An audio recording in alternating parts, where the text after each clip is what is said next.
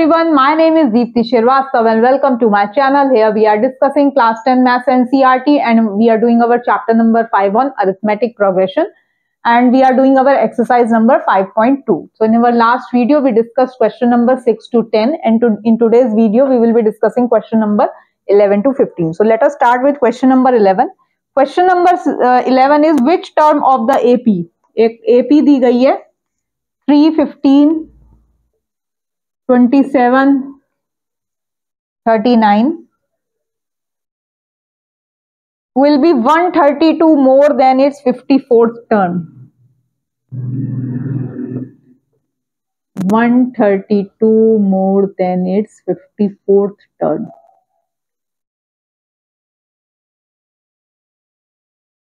ये कौन सी टर्म जो है वो 154th टाइम 154th टाइम ज्यादा होगी. चलिए तो सबसे पहले हम इसमें डाल देते हैं 132. अब A54 को कैसे लिखेंगे? A प्लस n की यहाँ पे वैल्यू क्या है 54 माइनस 1 D और दिस इज योर 132. A क्या है 3 है plus 53 into D is 15 minus 3 is 12. ठीक है तो this is your 132 plus 3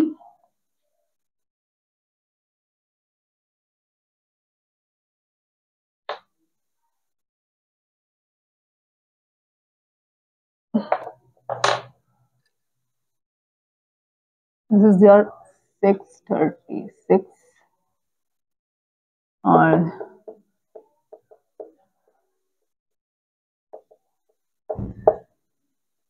an जो है ये आपको यहाँ पर मैं करके बता देती हूँ 639 9 प्लस 2 11 336 17 दिस इज योर 771.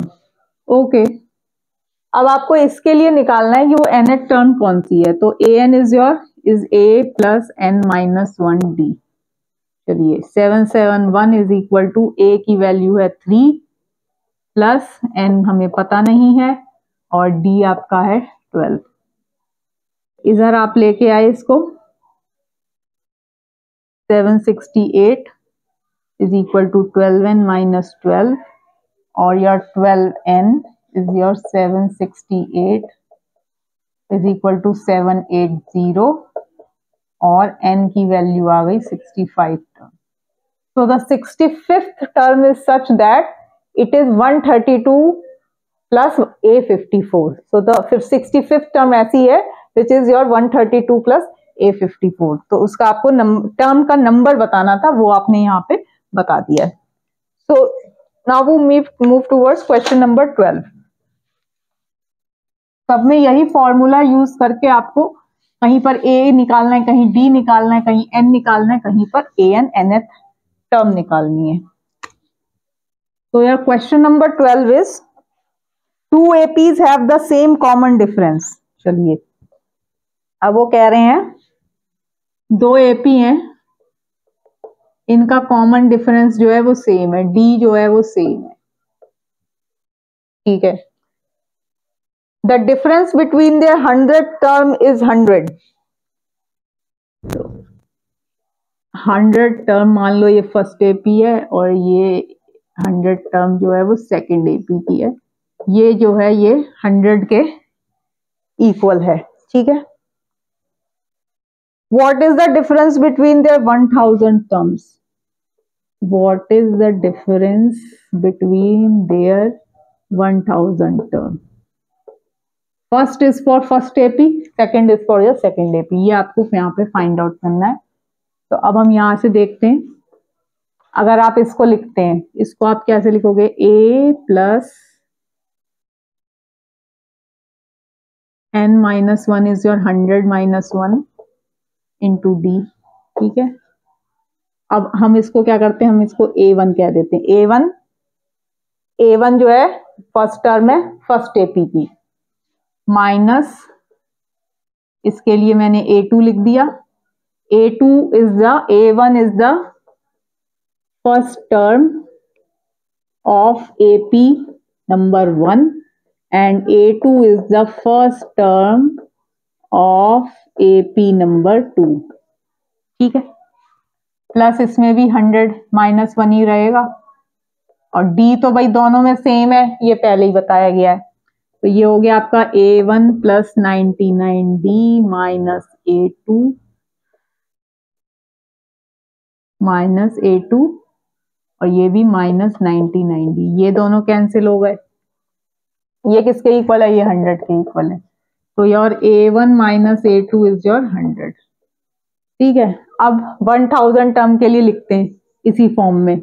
इसके लिए क्या लिखेंगे? A1 प्लस 1000 माइनस 1D और माइनस ऑफ क्या करना है?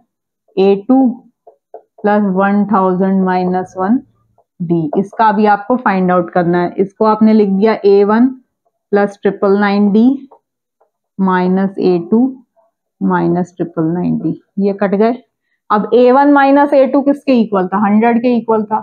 तो जो इनका जो 1000 टर्म के भी जो बीच का जो डिफरेंस है वो भी 100 के ही इक्वल होगा। This you have to find out. ये भी आपका इक्वल टू 100 ही है यहां से।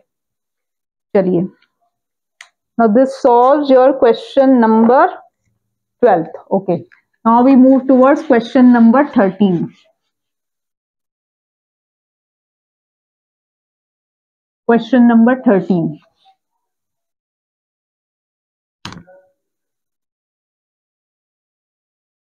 Question number 13 is how many 3-digit numbers are divisible by 7? ये हमने अपने एक एग्जाम्पल में भी डिस्कस किया था इसी टाइप का, उसमें शायद 7, उसमें 3 से डिविजिबल पूछा था। इसमें पूछा हाउ मेनी 3-digit नंबर्स, कितने 3 डिजिट नंबर हैं जो कि 7 से आपके 7 से डिविजिबल होंगे। तो 3 डिजिट नंबर एक तो आपका 105 है, एक 1112 है, ठीक है। ऐसे करके आपका जो लास्ट आएगा वो आएगा 994, क्योंकि जो इसके बाद होगा वो 4 डिजिट नंबर बन जाएगा। तो यहाँ है आपका ये लास्ट। अब उसने क्या पूछा है? उसने पूछा कि कितने ऐसे नंबर हैं, कितने ऐसे 3 डिजिट नंबर हैं विच आर डिविजिबल बाय 7, हमें ये बताना है। तो अब आप यहाँ पे डी तो आपका सिंपल है, 112 माइनस 105 इज योर 7, ठीक है। ए एन यहाँ क्या है? ए एन जो लास्ट टर्म है इस एपी की वो है 99, हमें नहीं पता एन टर्म कौन सी है। तो 994 is equal to your a plus n minus, यही फाइंड आउट करना है कि कितनी नंबर ऑफ टर्म्स हैं, ठीक है। तो 994 is equal to a is your 105 plus 7n minus 7। So your 994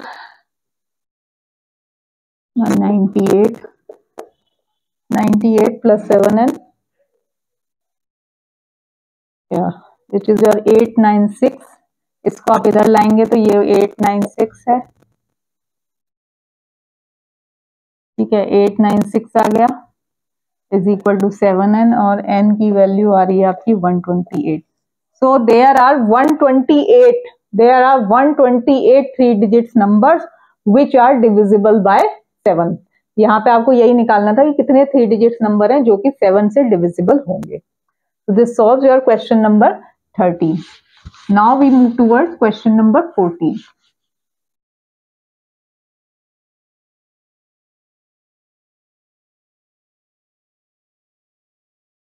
How many multiples of 4? How many multiples of 4 lie between 10 and 250? 4 के मल्टीपल जो 10 और 250 के बीच में, तो वो 12 से शुरू होगा, 12 होगा, 16 होगा, 20 होगा, ऐसे करते आपका एक 248 तक जाएगा, ठीक है। अगेन यहाँ पे आपको n की वैल्यू फाइंड आउट करनी है। तो यहाँ a आपका क्या है? 12 है, d क्या है? 4 है, और लास्ट तो आपने यहाँ पे क्या लिख लिया? a की वैल्यू 12 है, d की वैल्यू 4 है, n की वैल्यू फाइंड आउट करनी है। an जो है वो आपका है 248। So your an is equal to a plus n minus 1d। तो 248 is equal to 12 plus n minus 1 into what is d? d is 4, ठीक है। 12 plus 4n minus 4 which is 248. This is your 248 is equal to your 12 minus 4 is 8 plus 4n और इसको आप इधर लाए तो 240 is equal to 4n. So there are 60 terms, 60 terms which are the multiples of 4 lying between 10 and 250. तो यहाँ पे आपने n की value, there are 60 such numbers which lie between 10 and 250 and they are the multiples of 4. So this you have solved your question number 14, and now we move towards the last question for today's video. So question number 15 is, for what value of n are the nth terms of two APs equal?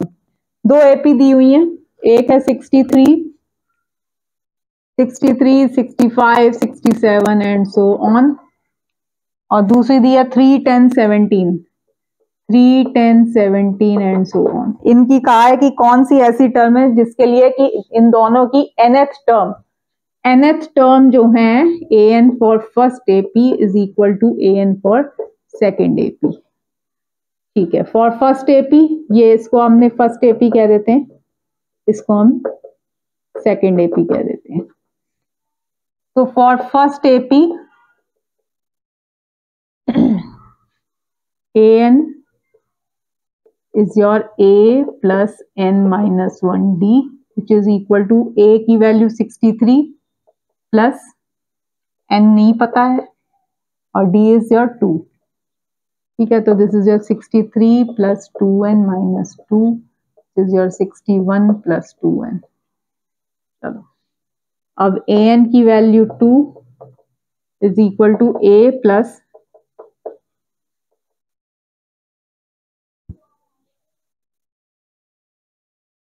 3 plus n minus 1, 10 minus 3 is 7, 3 plus 7n minus 7, this is your 7n minus 4. ठीक है, अब ये हमें वो n की value निकालनी है जिसके लिए कि ये दोनों इक्वल है. तो आप क्या कर देंगे, सिंपल इसको 61 plus 2n is equal to 7n minus 4. इसको इधर ले जाते हैं, इसको उधर ले जाते हैं. So n is equal to your 13. So for n value as 13, the nth term of both these APs are equal. ठीक है, चलिए, तो ये आपका हो गया question number 15, which was the last question for this video. And in our next video, we will be discussing question number 16 to 20. 20 questions हैं पूरी एक्सरसाइज में. तो नेक्स्ट वीडियो में हमारी ये एक्सरसाइज नंबर 5.2 फिनिश हो जाएगी और उसके बाद हम sum of first 10 terms of an AP एक और टॉपिक डिस्कस करेंगे इस चैप्टर से रिलेटेड. सो होप आपको मेरी वीडियो अच्छी लगी होगी. अगर अच्छी लगे तो प्लीज लाइक, शेयर और सब्सक्राइब जरूर करिएगा. Thank you so much.